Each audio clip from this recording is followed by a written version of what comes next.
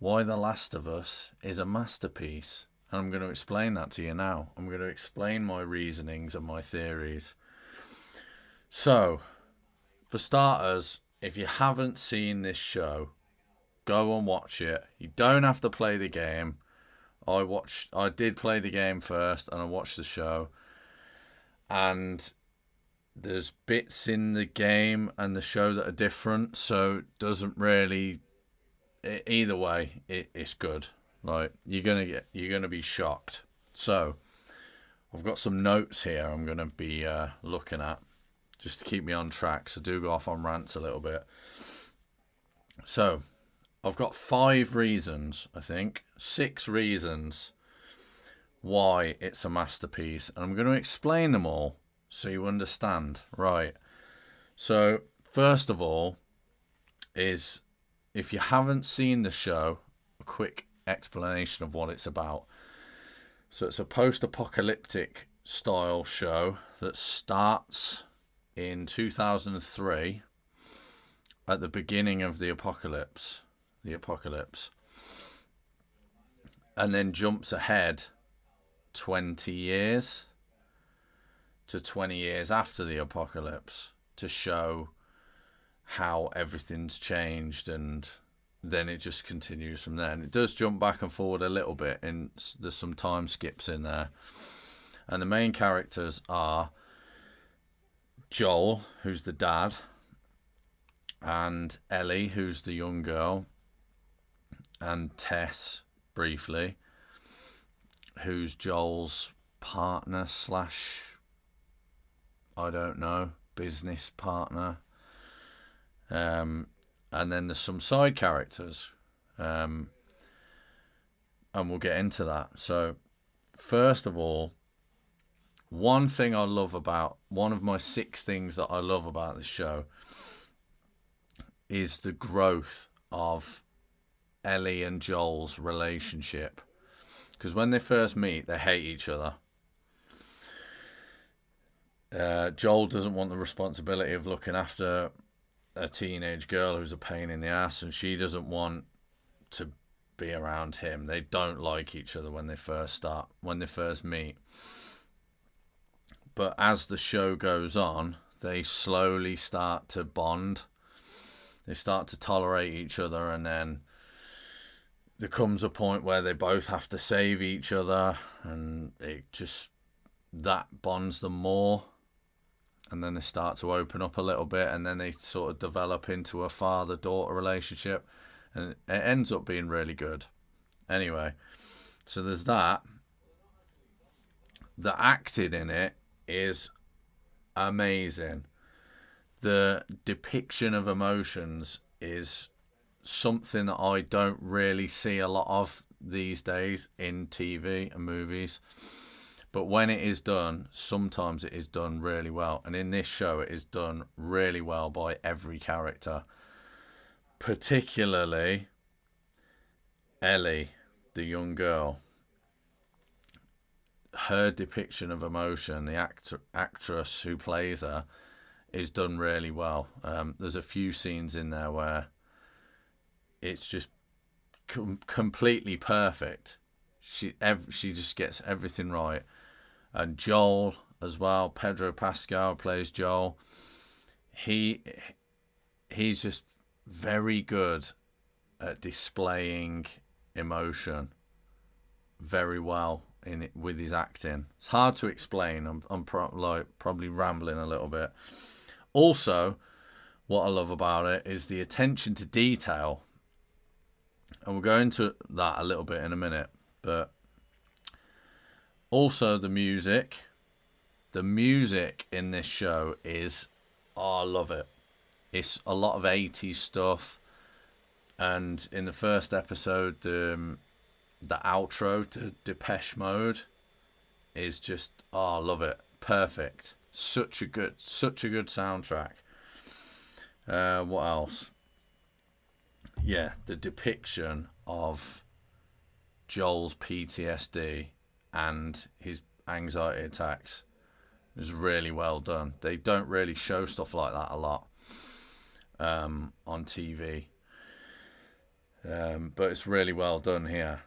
And I'm going to go into that. I'm going to show some clips of the show as well, just so you're not bored, and so I can reference to things as well. So, first of all, so starting off from episode 1, the first infected is so creepy, and it's done really well because they show. So, spoiler alert, by the way, if you haven't seen the show, go and watch it. Pause the video, go watch it, and then come back and see me. So the first infected is a little old lady. She's wheelchair bound, so not intimidating at all. But the way they sort of creep into it is really well done. They have a scene that's where she's in the background and she's infected by this point, and the dog is just staring at her. And no one else can figure out what's going on. I clocked on straight away. If dogs are up, if dogs know something's up, follow the dogs. And she starts spasming out in the background. And she's out of focus, so you can't really see it very well, but it's so creepy.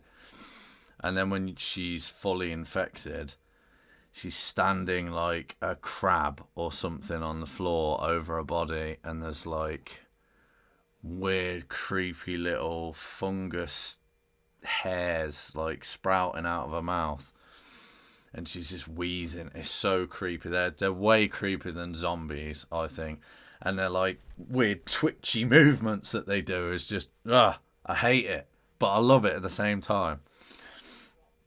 I'm a big fan of the zombie genre of horror films, and there's been every single type of zombie has been done to death. The slow, twitchy ones, the fast-running ones from World War Z, the immortal ones from Return of the Living Dead that can speak.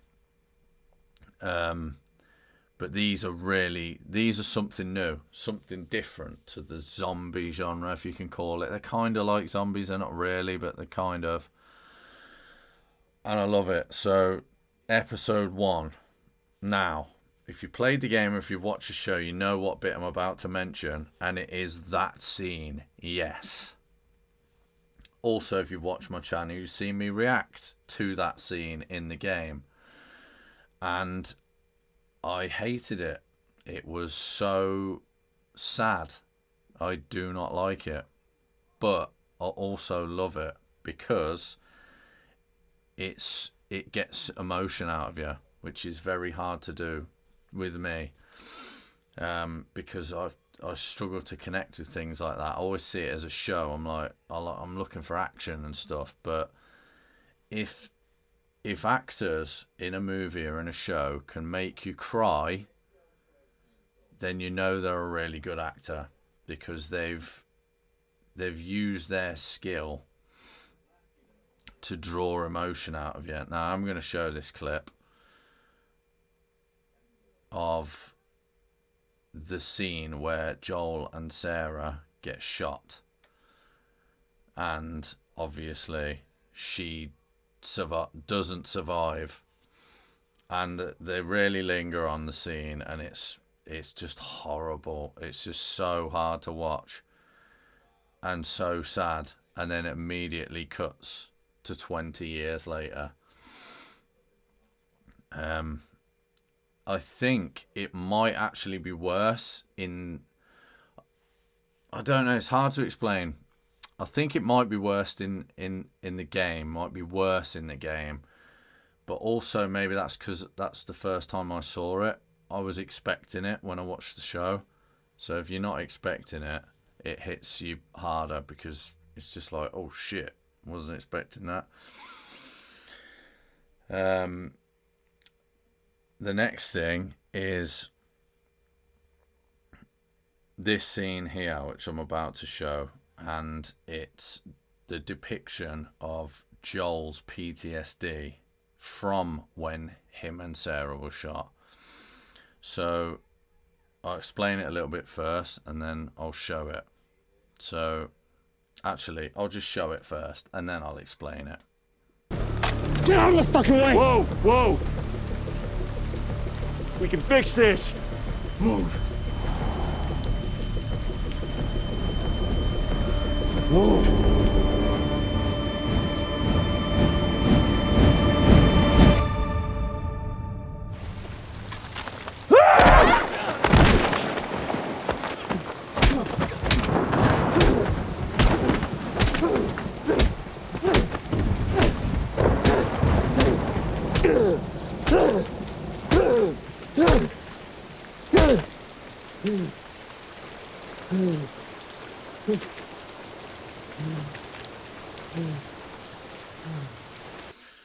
So, as you can see there, the guard, who Joel knows in the show, he's sort of friendly with, points a gun at him, and points a gun at Ellie, and Joel's standing in the way, and the guy pointing his rifle at him, the torch shining in his eyes, gives him flashbacks and sort of triggers his PTSD. So, gives him flashbacks to when his daughter was shot. So he sort of zones out, and then he just snaps, and he jumps on the guy, attacks him, and by this point he's just out of his mind. He's gone, and he just beats the guy to death. It's really brutal. And then he sort of comes back. He calms down, and almost sort of the term seeing red probably applies here. He comes back in and he looks around him, and then he realizes where he is. And they do this really well in the show. I really like that scene. It really showed what Joel's like, how brutal he can be when he needs to be. And they also show this later to a sort of times 10 degree, how brutal he can be when he needs to be. And I'll get into that in a minute. So that's episode 1. This is 9 episodes, I think, in this series, 8 or 9. And this is episode 1, and they've already got really emotional scene, really creepy infected creatures, and a really brutal scene that shows a little bit of who Joel is as a person. I'm just going to sip my coffee. The next part, episode 2, is where we get into the first encounters with the infected. And by first encounters with the infected, I mean in the present day. So these infected have now been mutating over 20 years, and they haven't just got the little hairy things coming out of their mouth anymore. They've got fungus spores growing out of the side of their head. They've got half their face is missing because it's just turned into a big mushroom. And some of them are completely, their head is gone. It's just a mushroom like this with a mouth. And it's so creepy, but it's so well done. Perfectly done. Especially if you played the game. But also if you haven't played the game. So the way they do it is they allude to the fact that these creatures are around by showing someone that's been attacked by one. And then a few minutes later, there's a noise and you hear one of them in the distance. You hear this screech that these things do. And they instantly send shivers up your spine because you know what's coming. And these things can't see, but they hunt by sound because their face is like this. There's like a big fungus thing here, so they can't see, which makes them even more creepy, weirdly. And because they have this big plate of fungus in their face, they're quite hard to kill as well. So that is really well done. Tess as a character in this episode is really well done. She shows that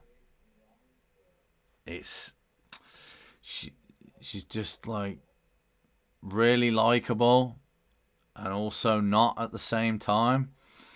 And then she totally redeems herself at the end of this episode. So she's a bit of a sort of Marmite character because she's kind of like a bit of a pain in the ass for Joel, but she's also likable as well. And it feels like she's dragging him into this trouble that he doesn't want. He just wants an easy life, and she doesn't. So, but the way she sacrifices herself is so good and also so creepy because basically what she does is she's going to blow herself up. This massive horde is coming after them, and her plan is to sacrifice herself. She's been infected by this point, so it's not like it's a waste. She was dying anyway. And the creatures all burst in, and just as she's about to do it, one of them creeps up to her face, and it's like here, and it's got these little hairy fungus things coming out of its mouth, and it just puts them in her mouth, and it's so creepy and gross. I hate it. I would show a clip of it, but some of these clips I'm not going to be able to show because there's a lot of violence in them. Also, episode 3. Now, if you've seen the show and you've seen episode 3, you know what I'm about to talk about. It's Bill and Frank. Now, I've got a few things to say on this. So firstly, I went into this show totally blind. I had played the game, but I hadn't heard anything about the show. I hadn't even seen trailers for it. I'd seen posters, and that was it. And I'd heard things like, I'd heard people say it was really good. I'd heard people say it was really woke and it was crap. But I was just like, well, I played the game now. I really like the game. Let's see how the show handles this. So in the game, these characters are barely touched. But in this show, they have a whole episode dedicated to themselves. Now, if you haven't seen it, Bill and Frank are two characters that are single dudes in this apocalypse that are just on their own. Bill is living in his little he builds his own little town, or he fences off his own little town, and he's living there self-sustaining by himself for years. And then Frank is wandering around by himself and falls into one of Bill's traps. Bill rescues him, and they become friends instantly. But they also become gay with each other. And normally stuff like this is it's forced in to a show or a film. The way they do this is so well done. It's, I don't want to say tastefully done, but it's really well done, because it makes sense that two dudes that have been alone for years with no women around would probably end up with each other. And the way they do the characters quite subtly, Bill is obviously the manly man. He's like the husband, and Frank is like the wife, because Bill's only concerns are keeping them safe and his guns and stuff like that. And Frank just wants to like do a bit of gardening, make the place look nice, have friends come over, and they do the characters really well. And the ending to this episode is so sad. This episode spans over something crazy like 14 years or 13 years or something like that.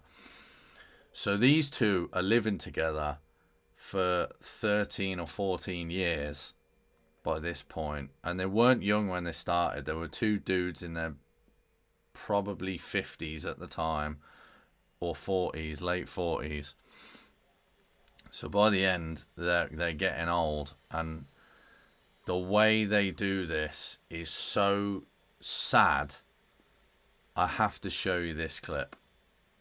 Just give me one more good day. Starting now, make me some toast.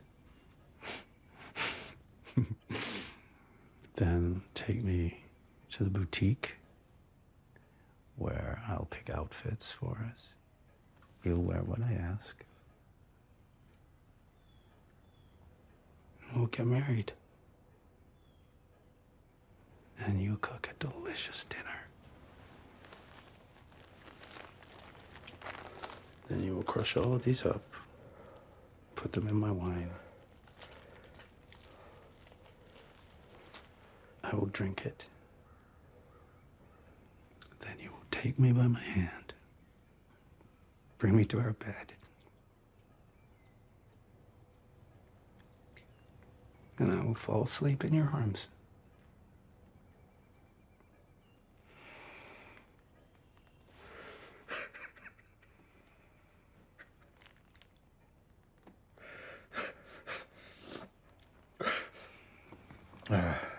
I can't. Yeah. That scene where Frank is explaining to Bill that he's ready to die, essentially. He's old. He's terminally ill, I think.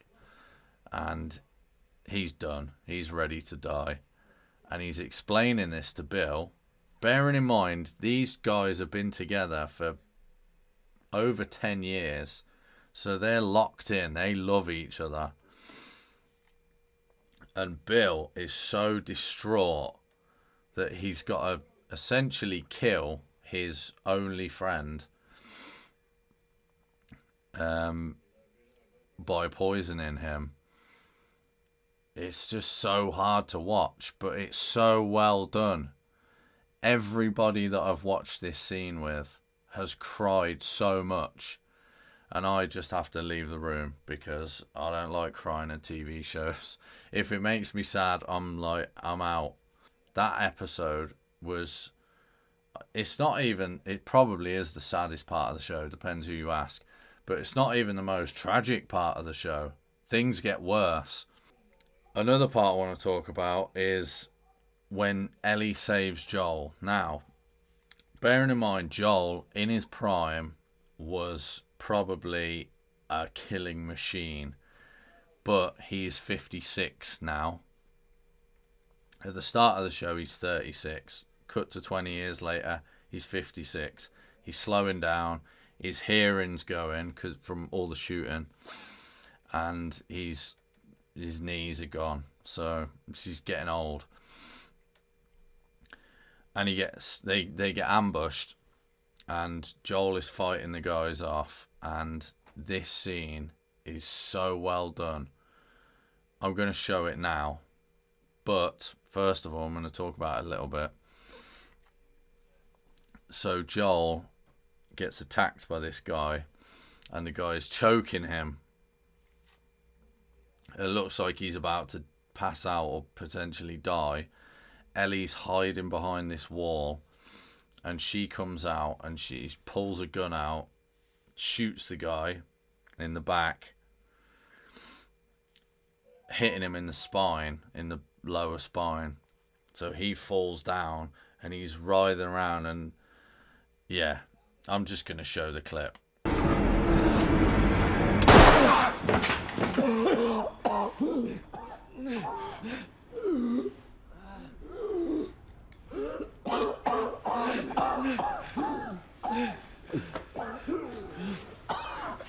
No, it's okay. It's okay. It's over. We're not fighting anymore. I'm gonna go home. I'll tell everyone you're good. I don't know what to do. My legs don't work. My mom isn't far. If you can get me to her. We can trade with you guys. We can be friends. I didn't know. I'm Brian. What's your name?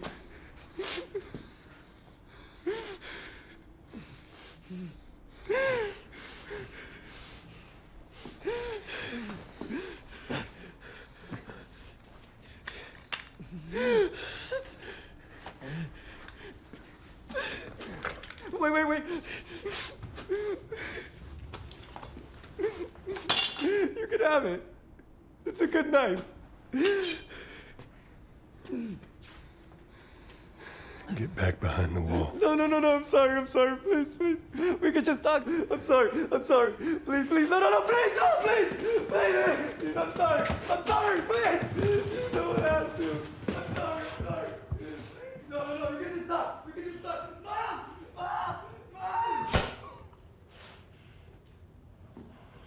Yeah, so that bit of fluff floating around there.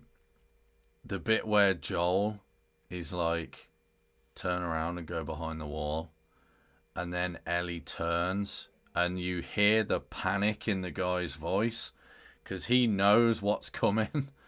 He knows you don't say, I don't want you to see this, if you're going to do something nice.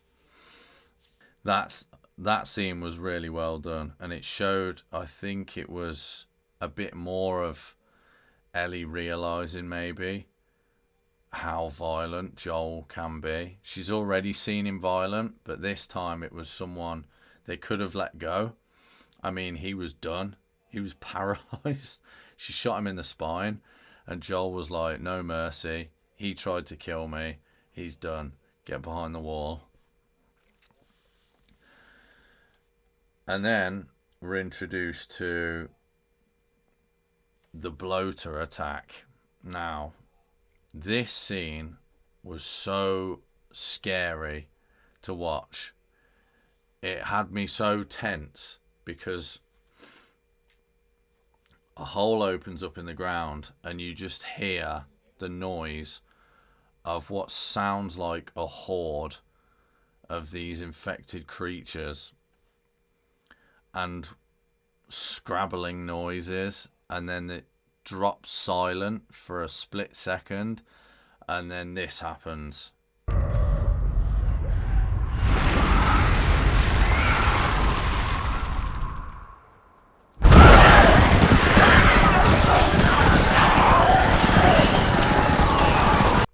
That bit was so cool. That horde was just, I love it. I love how they did it. I love how they handled it.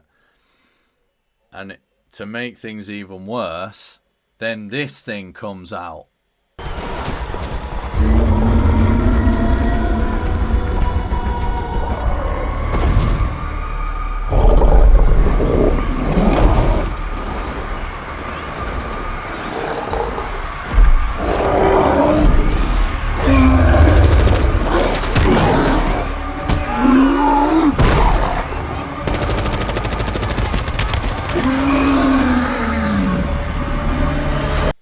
Yeah, that thing, the Hulk zombie.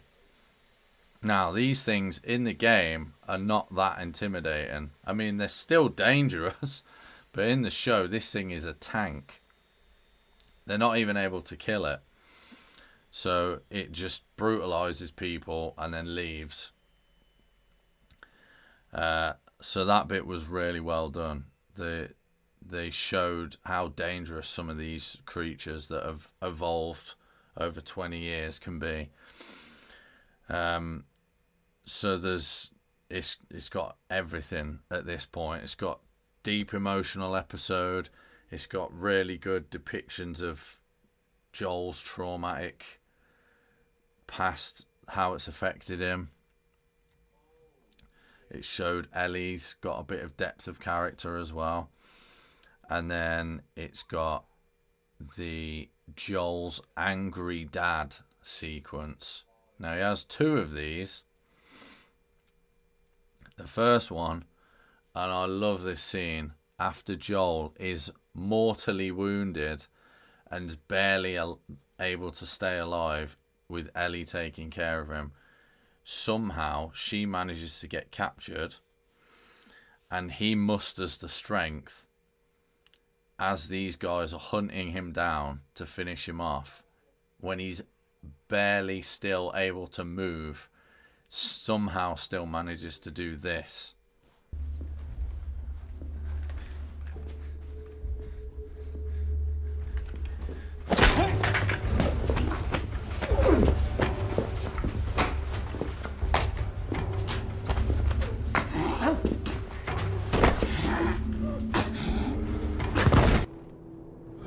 Oh, shit.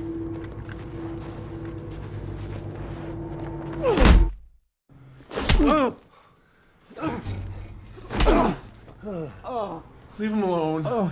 You're next. Oh, please. I don't know any girl. Oh, fuck, Jesus! You're gonna point to where we are and where your resort is. And it better be the exact same spot your buddy points to. You motherfucker, fuck you. I ain't telling you shit. It's okay. No. I believe him. No. Oh, it was so well done. I love the line he says, where he goes, point to it on the map, and it better be the same place your buddy points to. That's just like, if you lie to me and he tells the truth, or he tells a different lie, I'm going to kill you both. And then he kills them both anyway. So, yeah, that just shows Joel has no mercy when it comes to protecting Ellie. But it's not all violence and brutality. There's also a very wholesome scene in there, which was also in the game, but I think it was actually done better in the show, even though I wasn't expecting it, but I knew I'd seen it before, I'd seen it in the game, and that scene is the giraffe scene. I'm going to show a little bit of it here.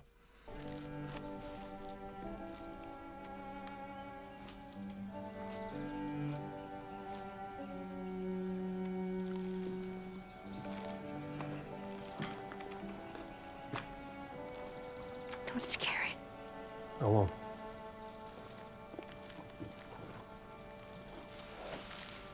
What are you doing? It's all right. Can you hurry up? Come on.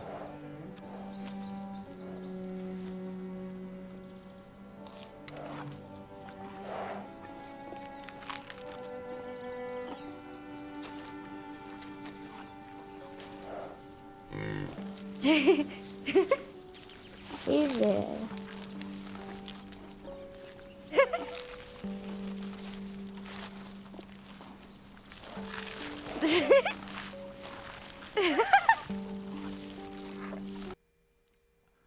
And in the game, that scene was perfect. And in the show, they recreated it perfectly. It was a masterpiece. And then we get to the Joel rampage. Now, it shows at the start of the show. Bear with me, I'm just going to have a sip of coffee.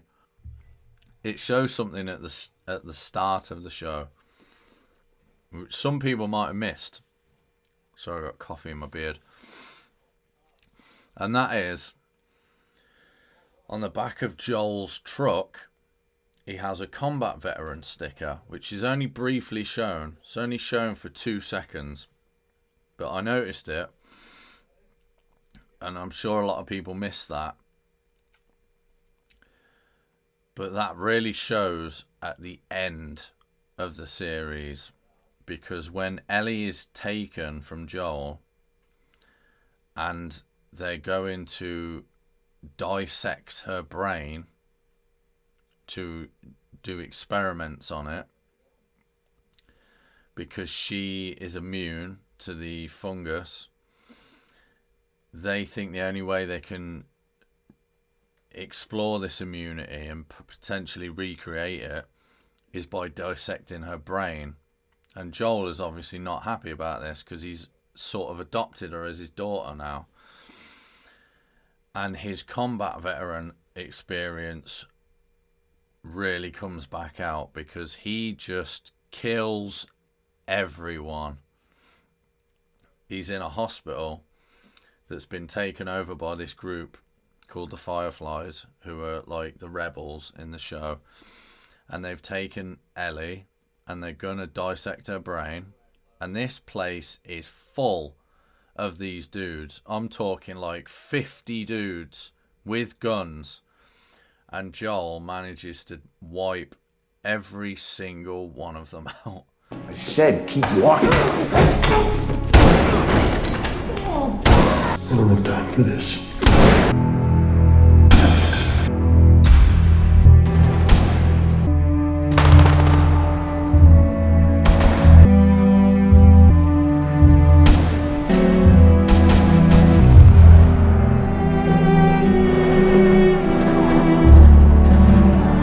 How did you get in here? I said unhook her. I won't let you take her. And he gets Ellie and he's walking out of there, and the leader comes up to him and tries to talk him out of it, and he shoots her in the stomach, walks away, puts Ellie in the car, and then he comes back. She's still alive, and she basically begs him for mercy, and he just says, nah mate, bang, done, wiped out everyone in the hospital. And that scene was so brutal.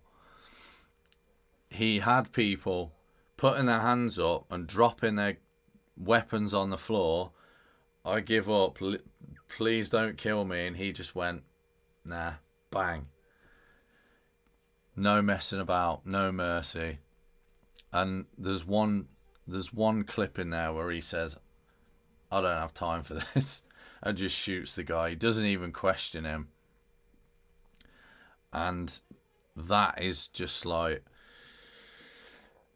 the perfect depiction of what I like to call the dad rage, where if there's a dad protecting his daughter or son or his kid, he just gets undeniable strength and no mercy rage to just destroy everything. And that's depicted in another show that I also think is a masterpiece, and I am going to do a video on that next. And that is the epitome of dad strength and dad rage, and it is The Punisher, starring Jon Bernthal, and I am going to do a video on that next. So far we've pretty much covered everything, but the main reasons why this show is a masterpiece to me is there's everything in it is just so well done. There's things in there that I wouldn't have put in that were put in, and I'd have gone, nah, I don't think we should do that. But it was really well done. Like the flashback scenes with Ellie and her friend Riley, I think her name is. That was really well done. They showed how much of a bond they had, and then the moment where they decide they know they're not going to see each other again, so they kiss. And I was just like, oh, okay, I see where it's going now. And then everything goes bad. They both get attacked by a creature. That was really well done. That whole scene of those two. And well acted again. The episode with Bill and Frank was probably the saddest. And I don't mean that in a bad way. I mean that in it got me in the feels. Made my heart piss its pants. That was so sad to watch, because we had them for a whole episode bonding. They met, they had their first argument, and then they were sort of working together, and then they got attacked, and Frank managed to save Bill, and then yeah, it just all went bad. And I just think it was so tastefully done, is probably the best way I can describe it. It's not the sort of forced in, excuse the pun, gay scene that you would normally see in these type of shows. It's actually really well done, and they handled it really well. And they weren't stereotypical about it at all. It was, I mean, you should watch it. Just watch the episode. And if you don't cry, or at least shed a tear, then you're mental. You've got something wrong with you. You're probably dead inside. I mean, I'm not a very emotional person. I get called RoboCop sometimes by people. But that scene even made me almost cry, because I would never admit that I actually cried unless you had it on camera. The scene with the giraffe actually almost made me cry as well, because it was so wholesome, and I don't even know how to explain it. It was just really well done. It was one super happy moment in a world of shit. And that little moment where Joel grabs the branch and gives it to Ellie to feed the giraffe, and he's just watching her enjoy that moment. That is a really good emotional scene. And one scene that I didn't talk about, which was, I mean, I was trying to avoid it because the YouTube algorithm probably won't like me talking about the subject of the scene.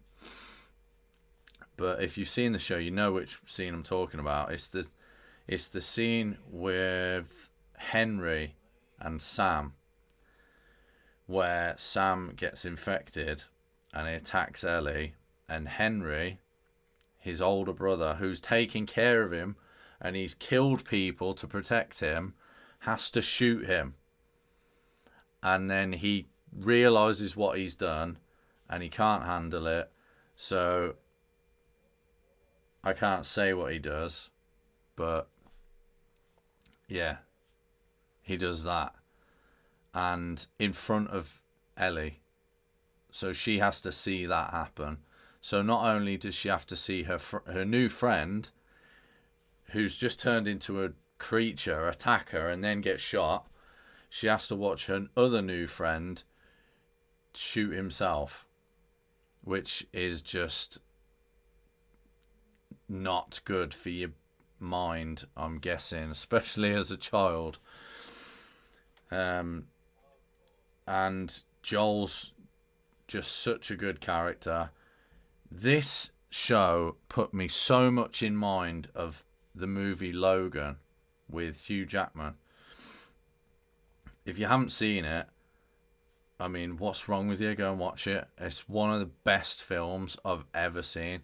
It's definitely in the top 3 best superhero films ever.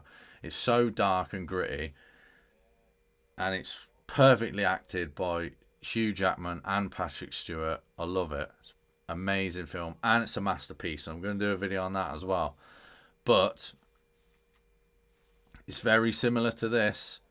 It's a grey-haired, grizzled, broken old dad looking after a young teenage girl, and funnily enough, in a post-apocalyptic world. And it doesn't. It also, funnily enough, finishes with a very brutal dad rage scene. If you haven't watched it, go and watch it. And I like that dynamic. I like the whole father, like protective father and his daughter story. It was a masterpiece in Logan. It was a masterpiece in this show. And Taken, the film with Liam Neeson, that was an amazing film as well. and Commando with Arnold Schwarzenegger, where he's protecting his daughter. I know it's an 80s movie. I know it's cheesy. I know it's over the top. The bits where he's throwing people around and chucking people off cliffs and flipping cars. And that end scene where he just goes full dad rage. Kills like 200 people. Yeah, I know it's silly, but it's a masterpiece. It's an 80s masterpiece.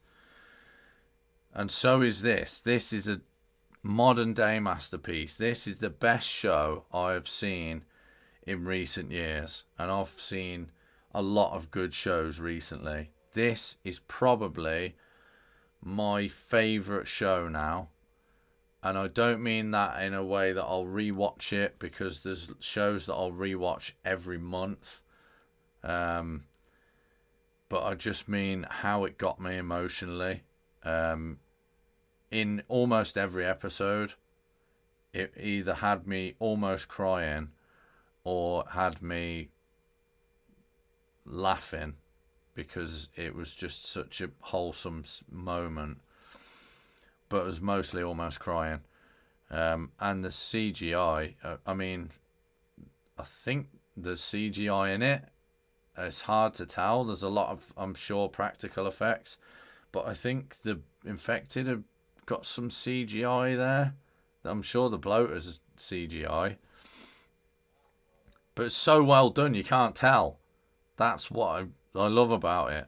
I'm sure the ones with the faces like this, I can't say their name on YouTube because I'll get banned for some weird reason. Because that word, for some reason, triggers the algorithm. It thinks you're saying something else that's racist. But you know the ones I mean, the blind zombies with the things here.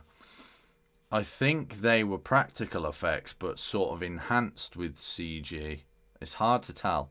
It's so well done. Everything about this show I love. I love the casting, the acting, the music, the practical effects and CGI, just visual effects in general. The pacing of it is really good because it has some slow moments, but they're very well done. They're not boring. There's no boring scenes in this show. And then it has some really high-paced, fast moments as well. And I love it. And they're doing a season 2 because I just saw it announced this morning, which is why I'm making this video now. And I can't wait. I've seen the picture of Pedro Pascal with his hair a bit longer and more grey in it. So I'm guessing it's going to be set a couple of years later than this. And I cannot wait. Really want to see more Joel. Really want to see more Ellie. And I just hope they handle it as well as they handled season 1. I hope they don't focus on things that don't matter, like love interests, because no one cares about them. That's in every show. We don't need that. We've had that scene with Bill and Frank. We've had that episode. And we also had the moment with Ellie and Riley that was just a brief love interest moment that just came out of nowhere. And we don't need to see more of that. We've seen it. And they've handled it perfectly. Please don't ruin it. Just make more of this. Make it a masterpiece. Season 2 is as good as season 1. I will do a video on season 2. And yeah, I love it. It's not the best show of all time, but it's a masterpiece, and those are hard to come by. So I hope you enjoyed the video. I hope you enjoyed the show. If you haven't, and you haven't seen it, I have ruined it for you in the last 45 minutes. But also, go and watch it anyway, because it's really good. And I also didn't think I'd want to see a giraffe in the show. But I'm glad they put it in, because it really put a smile on my face. Now, hope you enjoyed the show. Hope you enjoyed the episode and the review. And I will see you in the next rant/video. Bye.